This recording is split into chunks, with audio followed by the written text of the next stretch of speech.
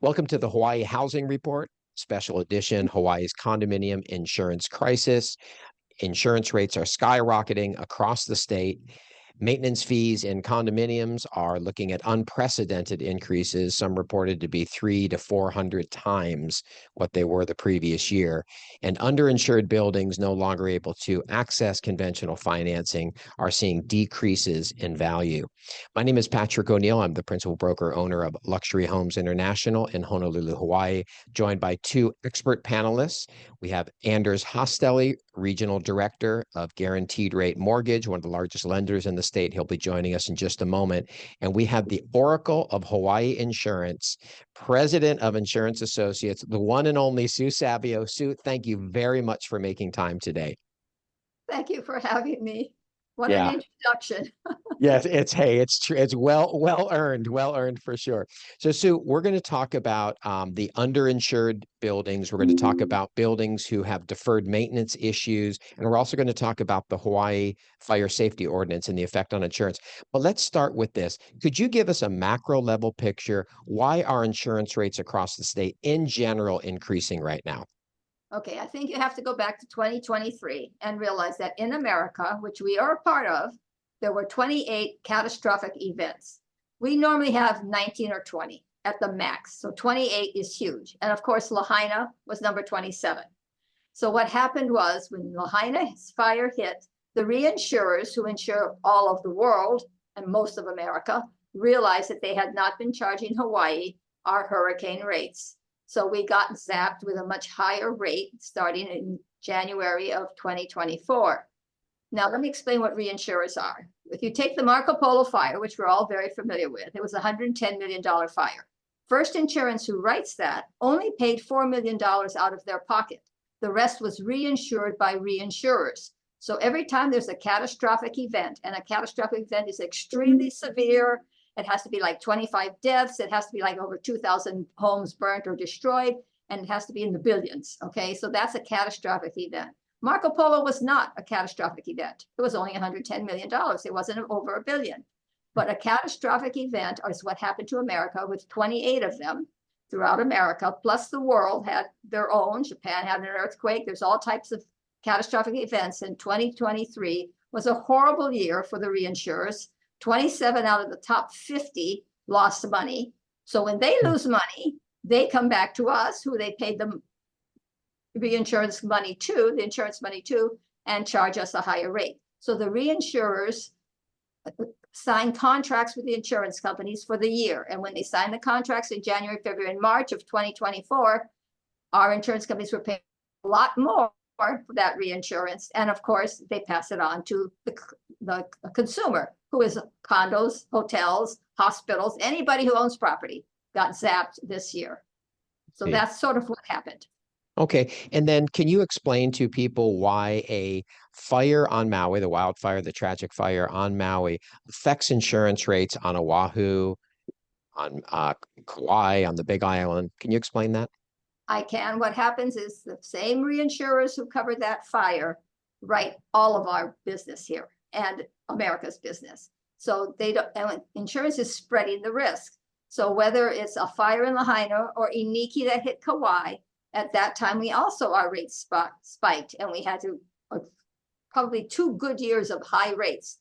And it's going to happen again now. We're going to have to probably bear another year of high rates, hopefully be done another year like Iniki. But if not, another catastrophe, we'd be in trouble. So let's hope we don't have that happen. But yes, they spread the risk. And when you spread the risk, the insurance companies are spreading it against all states that have problems. So even our Lahaina fire affected homeowner rates in other states. And we always have been affected to a little bit about the catastrophes in America, but with our own catastrophe, it just skyrocketed. So it's just spreading the risk. Okay, that makes sense. And Sue, may I pull up an insurance summary? This is an old one. If I'm an owner or a buyer or a realtor and I've received this, which is part of the association documents usually, this comes up. What should we be looking for in this document? Okay, in this document on the left-hand side, you see the word property. That is the fire policy that includes hurricane. For condos, it's always a part of the property policy. And you will see that this building replacement cost of 30 million in the year 17 to 18 cost $44,000. Believe me, it would not cost that today. And that Fireman's Fund was the carrier, and it is a replacement cost, agreed amount, and inflation protection policy. So it's a very broad policy. You'll see that it has business personal property of 25,000. That's probably an office furniture, the computer for the office, maybe the lobby furniture. You'll then see that they have building ordinance, which is increased cost of construction. In other words, if this building were 50% or more destroyed, it has to bring itself up to current building codes. So today you would have to put sprinklers in, or you would have to maybe do things that you didn't have to do whenever this condo was built. And if it was built 30 years ago, it has a lot of things it has to bring up to snuff. And that's what this extra $2 million is, because the bylaws say we insure as originally built, but at today's cost. Well, today's cost to build as originally may not be enough because there's been code changes in our building codes. So we have to have some extra money for building code changes, and that's that $2 million. Of course, every policy comes with a deductible, and on this one, excluding hurricane, the deductible is $10,000. If the hurricane comes, the deductible is 1% of the building value, or $300,480. So in this case, if the hurricane hit in 2017 through 18, the association had to come up with the first $300,000. Now, people panic when they say, how are we going to cover this huge deductible? Well, you don't have to come up with it. We're going to give you, minus the deductible, your hurricane damage. You are going to probably, if it hits Oahu, you're going to take years before you're going to get back to building it, because there's only so much materials, there's only so many contractors. It took Hawaii, when they had their hurricane hit 30 years ago, it took them a couple of years to get some places even longer to get built. So you're not going to have to come up with the $300,000. We're going to say, here's our money. Go ahead and start, get your things going. You're going to hopefully have a contractor, supplies, and you're going to start. By the time he's done with your building, you will then, of course, be charging maintenance fees, because even though people can't live in their unit, they still have to pay their maintenance fees. They still have their mortgage. So they're going to hopefully rely upon their own personal policy to cover the loss of use of their place. And they're still going to make maintenance fees. And of course, you're going to say, oh, it's going to take us 2 years to build this. We're going to increase the maintenance fees to make sure we have that $300,000 at the end of the contract to hand your personal money over to the contractor who just finished your project and everybody's moving back in. So that's how you're going to spread it out. Okay, thank you. Thank you for explaining that. And the better way to understand that is just to call you on the phone. You're so generous with your time. Every time I've called you, I just really, really appreciate that about you. I know how busy you are. Okay, Sue, let's shift gears and let's talk about buildings that are underinsured. And for this portion, let's bring in Anders Hostelley, Regional Director for Guaranteed Rate Home Loans. Anders, are you there? There you are. Hi. Hi there, Anders. I'm a regional manager, sorry. But anyway. Thank you. I don't know what I said. Regional manager is what I meant. Anders, thanks. Thank you very much for taking the time today. So I've read there's an estimated 400 to 500 underinsured condominiums throughout the state of Hawaii. And Sue, could you first explain what does it mean to be underinsured, and how did the buildings come to find themselves in this situation? Okay, so when Fireman's Fund, who is the main carrier of some of our not the main carrier, but is a good carrier of our high rises, when their parent company opened up their book to see where their hurricane exposure was, they realized they had 80% in the state of Hawaii. No insurance company wants 80% of their hurricane exposure in the state of Hawaii. So they cut back that year and said the maximum we'll allow you to write is 25 million per building. So buildings that were at 50 million, we're only getting 25. Buildings at 25 million, we're getting 25. If I only needed 10, I got 10. So we didn't have as many buildings uninsured or underinsured because they had at least up to 25 million. The following year, Fireman's Fund said, we're putting it back down to 10 million because we have to cut back or else they were probably going to leave our state. And we cannot afford to lose, because there's only 3 carriers of high-rise condos in our state. First Insurance, Fireman's Fund, and DB. That's it. State Farm used to write them, and they are a standard carrier, but they haven't written a new condo since 1992. When Iniki hit, that was the end of State Farm doing condos. So there's only these 3 that are left writing condos, and we don't want to lose one of them because that's a lot of condos that would not have coverage. So Fireman's Fund reduced their hurricane exposure. And of course, when Lahaina hit, the cost to go out and buy hurricane insurance skyrocketed because of the reinsurance problem. So all of a sudden, what you could have gotten for $50,000, you're now paying $150,000 for or more.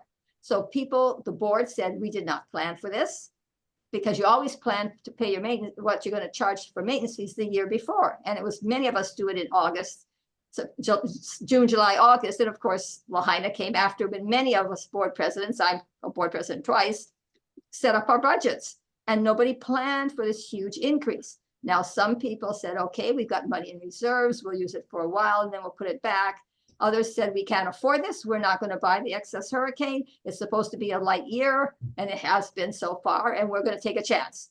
And that's why originally there were about 375, but many people, because of the buying and the selling and the loan, which Andrew's going to talk about, also caused us to, many of them to come back and say, okay, we have to buy some hurricane.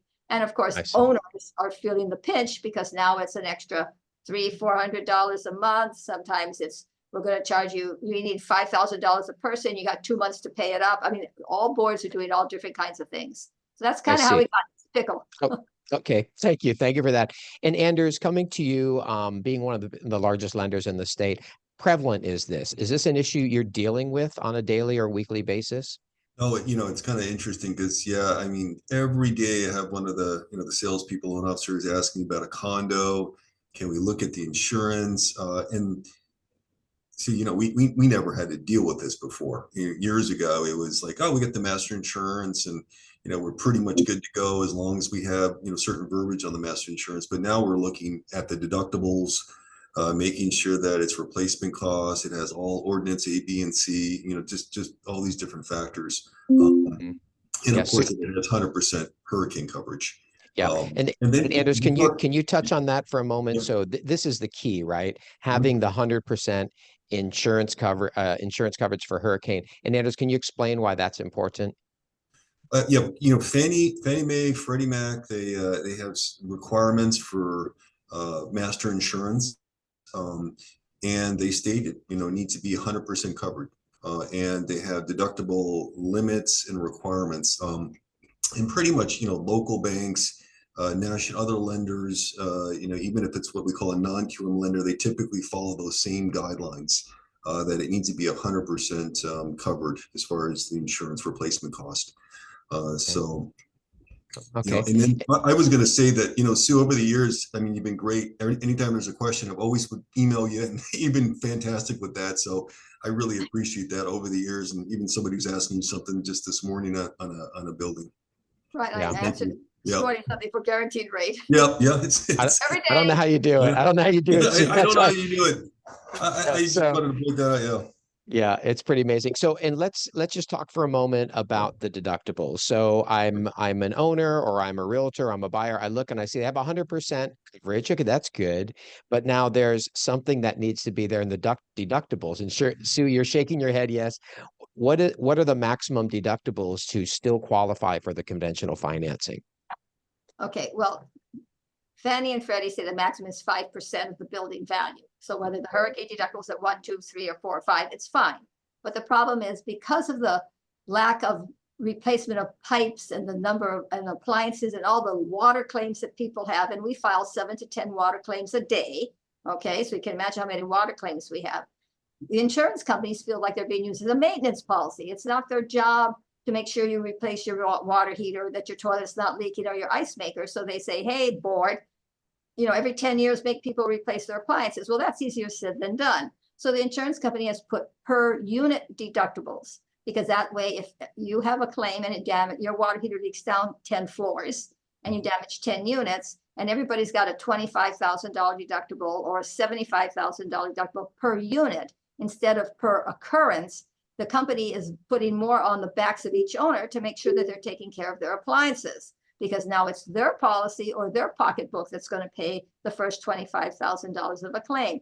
For example, I had a sprinkler break when they were after cleaning it out and putting in the water back, and it just broke. Of course, it's on the 41st floor when it breaks, and it damaged all the way down to the lobby. Now, normally that would, if we had a per occurrence deductible of say even 100,000, it would still been a huge claim. But because it was a per unit deductible, only 4 of those units were over the deductible. So all those people, so it's a much lesser claim for the insurance company, but harder on the owners. But of course, the idea being take care of your appliances, take care of your pipes. And so that's kind of where we're at. So now, because we have these per units, and when you multiply 25,000 by the number of units, it's over that 5% that Fannie and Freddie allow. So now we have to get a cap.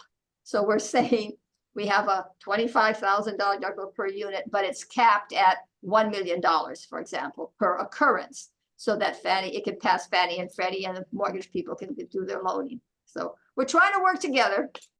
Hi, this is Patrick. If you're enjoying this information, please consider giving us a thumbs up below and be sure to subscribe so you don't miss next month's housing report.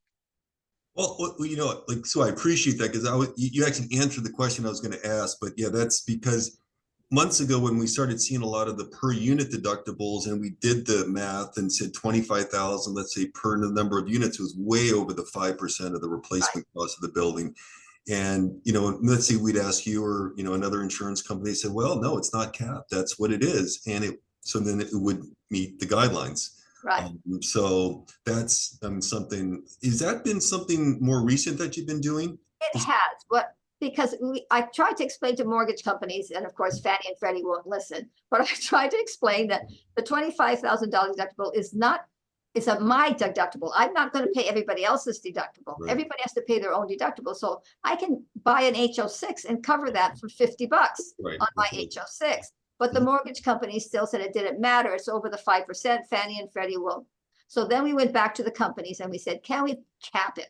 Because then can we cap it at 3%, 5%? So most companies are either capping it, if they can, at $1 million or $1.5 million if they have lots of claims. But if it's a small condo that only has $300,000 in a hurricane deductible, obviously we're going to cap it at $200,000 or $150,000 below the 5%, so that we're okay. So that's how we're working. And it's been about 4 weeks since, not even, maybe 3 weeks since I've been working this all out. And so it's been hectic. I need endorsements. Yeah. Well, I appreciate it. And maybe, Patrick, I could segue into your question. I know we were talking about, because you've done this, like even one today, I just said literally before the call to my loan officer, hey, you know what? We're good to go on this condo now. Even with the 25,000 per unit, there's a cap. We're good to go. So okay. It makes a big difference. We'll do the example in just a moment. I just want to go back to, it's okay. What Sue just said, the HO6, Sue, just to be clear for everybody, that is your individual homeowner's policy, correct? Correct. So the individual homeowner will have their insurance theoretically, and if they're hit with the $25,000 deductible from the master, their insurance policy potentially will kick in. Is that correct? Right. That's correct. Okay. So so if I was one of those units below that appliance that leaks, and I have $8,000 worth of damage to my unit, and I get a letter from the insurance company on the master policy saying it's below the deductible, I turn that letter over to my own HO6 carrier. I have maybe a $500 deductible, or maybe I have $1,000, and some HO6 is coming out now with $2,500 because there's so many claims. And I know that everything above that would be paid by my carrier. Okay, thank you. Yes. All right. And then Anders, let's look at this now. This is what we had talked about earlier. What is the difference if I can get conventional financing? I've got Sue Savio did the insurance perfect. She capped it. We're all good to go. What is the difference of that versus the underinsured building that cannot get conventional financing? What are some actual numbers? Right. So if a building is underinsured, it's a little bit more of a severe issue as far as from a lending standpoint compared to if it's a deductible. Just kind of a little bit of a distinction. I have more options if, let's say, the deductible is above the 5% limit. But if there is a sublimit for hurricane, then there's not too many options out there. And we do have, for instance, a lender, what we call a non-QM lender, or a couple that will finance buildings that have hurricane sublimits. But when I was just looking at the interest rate, so for instance, if a building is 100% fine, Fannie Mae, Freddie Mac, it looks good, all the insurance is in line, today we're about 6.5% on an owner occupant at maybe at one point. But the other option, looking at, let's say, the same kind of scenario, same loan amount, same credit score, it's about 1.25 points, and rate higher. and extra cost. And, I was just doing a scenario of $1 million loan, and, principal and interest on a 6.5% interest rate is about 6,300 compared to a $1 million loan at like 7.5% is about $7,100 principal and interest. So it's an $840 something difference in payment I per see. month. Wow, substantial. And then the points that are charged are also different, correct? Correct. It's maybe an extra point, more in cost, or 1% the loan amount. So yeah, Yes. it's a significant difference. Big difference. Okay. All right. Well, appreciate that. Sue, is there anything else you want to add about the underinsured issue that we have with the condominiums? Well, I think the thing to remember is that we're starting to see, and this is for everybody, a little bit softening of the rate for the hurricane. So I'm not saying it's going to be 20% less next year or 50%, but we're already starting to see maybe 2, 3, 4% coming in lower than it was back in June or July. And this is good because we're getting near the end of our hurricane season. Things are pretty calm in America. If we can keep going and maybe next year get a 10 or a 15% rate, no guarantees, people, but if we can do that, then we would start to see it coming down, and more people are budgeting for this in this year for next year. They're doing their budgets now, and they're saying, okay, we want 100%. What do you think it's going to cost, Sue? And they're budgeting it. So I think next year, come 25, when they're getting their rates, that you'll see that more people will have 100% than not. And I think that's going to come down. Oh, that's very good to hear. Yes, please, along Anders. those lines, Sue. So I'm seeing some policies where it's first insurance is maybe the 10 million for hurricane, and then there's like 8 different insurance carriers supplemental behind that. Is that are you? Yeah. See, can you explain that? Not first insurance, but it would be Fireman's Fund. First Maybe insurance Fireman's, offers, okay. yeah. First insurance offers 100%. Okay. But so what happens is Fireman's Fund writes, let's say 10 million, and I want to go out and I have a condo that wants 100%, and maybe I need another 100 million, or I need 50 million. Most reinsurers are only writing 5 million max. So I have to have 7 or 8. I have one that had 21 companies to get it all because they're not writing. But just today, another carrier said I can increase my writings from 5 million to 10. So if you can get them to write larger amounts or larger blocks, we'll have less carriers, less expense, because each time they use, the more carriers you have, the more expensive just to even issue the policy. So yeah, I've got my fingers crossed because my life would be a hell of a lot easier. Right. We could, get back to writing hurricane as one policy, one carrier. Yeah. Wonderful. Perfect. And there's anything else you would like to ask Sue about this issue? Maybe, I know I sent an email, but an ordinance A or B and C, I'm seeing some insurance companies where it's like B and C only, and they don't have A. Like, is that? If the bylaws require A, B, and C. So if somebody is following not bylaws, but condo statute for our state. So I don't know why an agent is not giving it all. So I will tell you all of mine have it, so you don't have to ask, but that's okay. You're free to ask and I'll answer. But yes, it should be A, B, and C. Right. And Fannie Mae, that is a requirement. So we've run into some situations where because there was no A, we couldn't do a saleable loan, and we had to look for another financing option. So, okay, I thought I would just ask that question. Thank you. You're welcome. So when you talk about A, B, and C, what is that for a layperson listening to the conversation? Well, it's when your building is so bad that you have to follow the new building codes. Okay, so you need to cover not only the demolition, right, of the building, because it's now 50% destroyed. We're going to knock down the whole darn thing and we're going to rebuild. You have to have the ability to pay for that. You have to have the ability to pay for the ordinance, the increased cost of, and all the rules. So these A, B, and C things give you this additional coverage. You don't want it just for demolition. Then what happens? So you need it for all 3. And condo statutes require that. So I don't understand why they don't have it. I know that they could probably get it, but maybe they don't want to pay for it. But still, if it's going to make a difference to an owner getting a loan, that you need to bug the agent to do it. That's how I feel about it. Okay, good. All right. Well, we're going to shift gears now and talk about some of the buildings that have deferred maintenance issues. And Sue, the first time I heard about this being an issue was one of these I saw you on maybe 2 years ago. Can you frame the issue and the conversation about this and what's happening to those associations? Okay, so here's the problem. Hawaii has very old buildings, and some of them weren't condos, but they were apartment buildings that have been converted to condos. So we have 803, not counting Kaka'ako, which has a slew of condos, but new ones, but counting all the prior to Kaka'ako, we had 803 condos, 806, and 90% of those are old, meaning they were built before 1990. Some of them were built in the 50s, not that they were condos, but they were co-ops on the Gold Coast, or they were apartment buildings that were converted. So a lot of old buildings were converted. Then, of course, the 1960s come, and we're building like crazy. All the Alawai springs up, we see Makiki springs up, and we have now buildings that, are 56 years old, 70 years old. And unfortunately, pipes don't last forever in Hawaii. On the mainland, they last a lot longer. In fact, in New York, there was a pipe that just broke that was 125 years old. I mean, our pipes are lucky for 30 to 40 years, okay? So we need to replace them. So what has happened is, when the condos first came out, they were the jewel of the insurance companies. They loved them because there was not much going wrong, and they were a decent risk, and the rates were low, and it was just lovely. Well, that stopped real fast in the 90s and the 2000s, with lots of claims, pipes that need to be replaced, and pipes are very expensive to replace because you have to bust down walls, you have to put new pipes in, you have to redo it all. It's irritating for the owners, just the fact that you're in turmoil for 2 weeks while they're working in your unit, and of course the expense.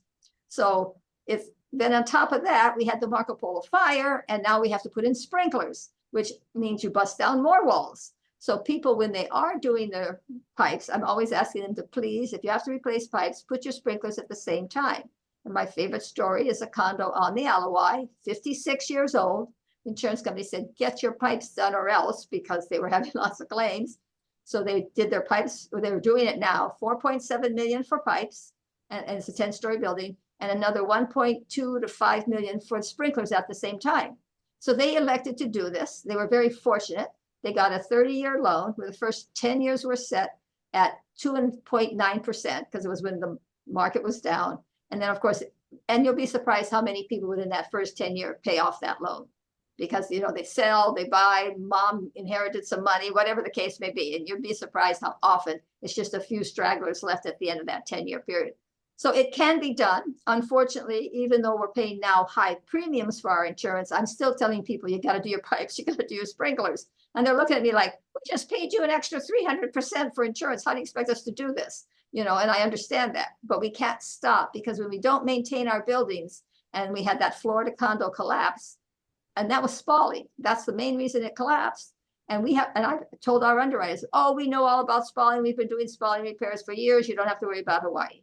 But again, if you don't do your maintenance, your premium is going to go up even higher than what's happening now.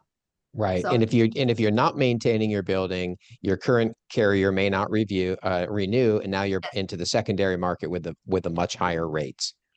Exactly. I have a Waikiki condo that was non-renewed before Lahaina, when the prices were low compared to today. And they were non-renewed. They've been in all the 3 standard companies, Fund, First, and DB, but they had not replaced their pipes. They were over 50 years old, water claims more than you could stand. So companies all said goodbye, adios, okay? Their premium in 8 days, they got the new quote, and it went from $235,000 a year to 1.2 million. And this is before Lahaina. And Wow. they're still in the non-standard market, okay? They're still in that market paying probably now 2 million at least, because of what's happened with with Lahaina. Wow. So that is yeah. dramatic. And that, Anders is, yeah, sorry, go I ahead, was Sue. just going to say, and that $1 million, instead of going for insurance, could have gone to help pay for pipes. That's what irritates me more than anything, because you don't get it back when you pay to the insurance company. In other words, and it's going to take them, it takes about 4 years to do pipes and sprinklers, get the permitting, do the whole thing.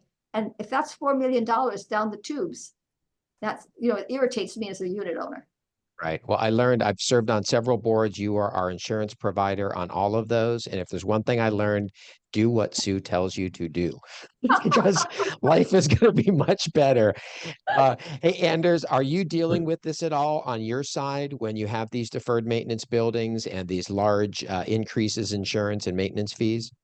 Yeah, so Fannie Mae and Freddie Mac, like you said, after the building collapse in 2021, came out with just lots of more stringent guidelines So as a lender, and I'm not just talking about, a lender that's going to sell loans at Fannie Mae and Freddie Mac. I know the banks, local banks, we're all looking, deeper, looking at like how the association's managing deferred maintenance, if there's things that are just, like they just need to upkeep items or like, what are they? And I'm looking at a lot of those. And if you see that there's anything that's structural, walkways or like you say, severe spalling, those projects become like put on a list that says you can't lend to them.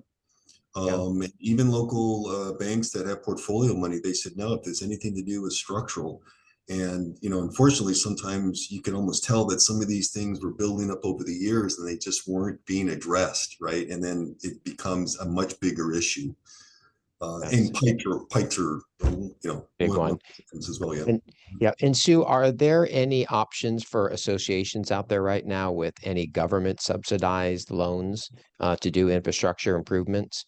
There is the C-PACER loan that bill that just passed, and it's a local bill that just basically says that you can borrow money from the state on a 30-year loan, and it's going to be tacked onto your property tax. So if I sell my unit, it goes to the next person who takes over, and you can borrow this money for structural issues, plumbing, sprinklers. I think spalling is allowed as well. Maybe elevator upgrades even, but not painting of your building kind of things. But things that are very expensive, and they have come out with that bill and they're setting it all up to work. So at least, there's something to go to. Now, I don't know if it's going to be cheaper than going to a regular bank, but at least it's going to be set for the 30 years, which makes a difference there. So Yes, we'll see how that works. That's good to hear. Okay, let's shift to a final topic that we're going to cover today, which is Honolulu's fire safety ordinance and the insurance issues that surround that. And again, Sue, could we look to you to kind of explain what's happening and what issues you see in the insurance market? Okay, so basically what happened after the Marco Polo is the fire department and the legislature wanted sprinklers in all of our residential buildings. And of course, condo unit owners went ballistic because of the cost, called their legislators and said, we can't do this. You've got to come up with another system. So they came up with this LSE, this life safety equivalent, which means if you don't want to put sprinklers in, here's a list of things you have to do. And if you can pass, you don't have to put sprinklers in. Because sprinklers were going to have to be in by 2023. 2032, the first time they came out with it. I think now it's 2053. They keep on changing the date, so don't ask me, don't rely on me to get the right date. But they originally came up with this life safety equivalent. And basically to pass it, every condo has had to put update their fire system, the alarm system. And it runs anywhere from $500,000 to $1 million, $1.5 million, depending on how big your building is. And then, of course, they said, well, if your building's 10 stories or less and you have open stairwells, you don't have to do that. And these are all things the insurance company says, who the hell cares? You're going to have sprinklers, because if you have a fire, we're going to have deaths. So we don't care that the LSE came out. We're not giving you credit because you updated your alarm system the way it should be. We're only going to give you credit on your insurance premium if you put sprinklers in, because we know a fire, the water will put out the fire and we won't have deaths. And that's what the insurance company is looking for. So even though people pay to pass the LSE, there's nothing wrong. You would still, even with sprinklers, have to update your fire alarm system. So you've updated it now. So ladies and gentlemen, eventually soon, whether 10 or 20 years from now, whatever legislature pushes out, you're going to have to put in sprinklers. However, if you are in the standard market now and you don't have sprinklers, it's very hard to get you an umbrella policy. The umbrella carrier said, we're not going to give them an umbrella. They have a high rise with no sprinklers, no way, Jose. So you're losing coverage that way. Also, the insurance company says you've had a fire.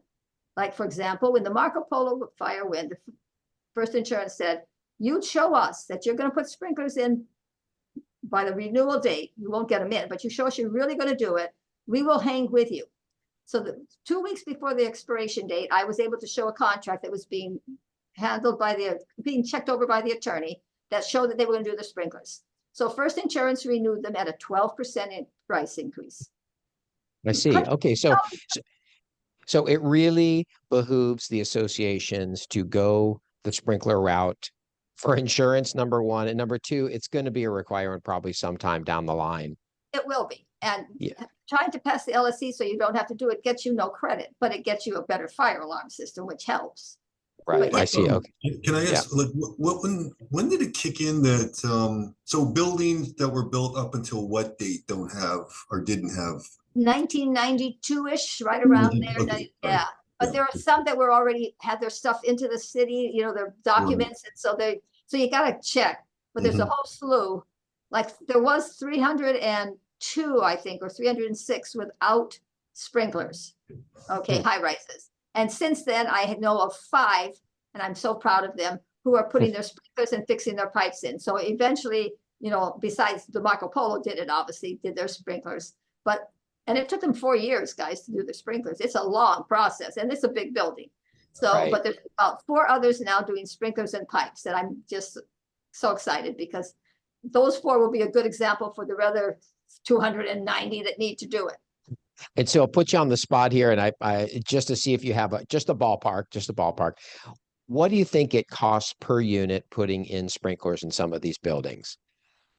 Okay, it varies obviously by the size of the building. You know, in other words, Marco Polo was fortunate. It cost them 5.5 million, and that was cheap. It really was, even for that day and age when they put it in, because the person who was doing it, of course, they wanted to use this as an example and get more business, and it was a smart move.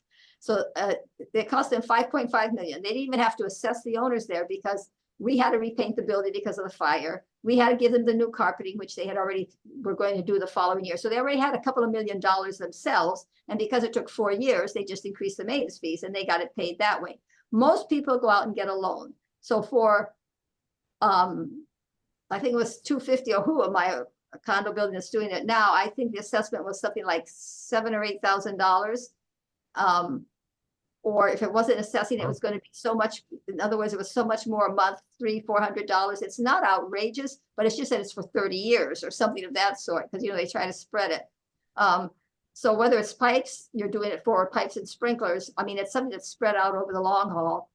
And it's hard for me to say that the price keeps on going up. I mean, if someone had done it 5 years ago, it'd been a lot cheaper. It's just like with doing pipes. It's a lot cheaper 5 years ago than it is today. So I always tell people, do it now because it's only going to get more expensive. Nothing goes down in price. That's true. That is true. All right. Well, thank you for that. And then finally, Sue, do you know of any bills that are still alive in the legislature that are addressing this issue or providing any relief? I heard talk about bringing back the Hurricane Relief Fund, some other bills that were up there. Has anything passed? Anything happening? It hasn't passed, but there's a whole group meeting about this. I think they're on their 3rd meeting about the Hawaii Hurricane Relief Fund and bringing that back. And they've already sent a letter to the governor explaining what they want to do and obviously needing money to do what they want to do. So there is that group going. It's composed of insurance agents and the insurance commissioner and all kinds of other people. So it's a very large group trying to solve the problem. So will they solve it this year? No, but so hopefully next year something will work. But again, it all takes time. Okay, that sounds good. And then Sue, what is your advice for associations right now? And all that we've talked about today in a summary fashion, what is your advice to condo associations? My advice is to protect, maintain, and preserve your condo. And you do that by maintaining it. And it's important that you do what your reserve study says. If it says you have to replace your roofs in the year 2025, do it. Don't put it down the pipe, because all that's going to happen is you're going to have claims. And the insurance companies now are even asking to see your reserve study. They want to make sure that you're putting money aside to maintain. I can't tell you, maintenance is huge with the insurance companies. So even today, even though it's hurricane, we still have to ask, what have you done about, have you had structural problems? And you know how bad structural problems can be. And there are some condos with structural problems, okay, who haven't replaced their railings and nobody's allowed to go out in their lanai. Now that's a heck of a thing to have to insure, you know, right? Because there's going to be a loss on that. So maintenance, can't stress maintenance, preserve, protect, maintain. That's my advice. Love it. Love it. I'm going to make a t-shirt and pass that out at my association. And there's anything else you want to ask Sue before we go? No, I think that's it. I think that's a good way to end up things. All right. Sue Savio, amazing. Thank you very much for all that you do. And you've been sounding the alarm on this issue, for years. So let's get with it, people. Everybody listen to Sue. The world's going to be a better place. At least and- Hawaii would be. At least Hawaii will be. That's right. Anders right. Hostelley, thank you very much for being here today. It's great to see you both. So until next time on the Hawaii Housing Report, be well, be kind, and aloha. Aloha. Bye-bye.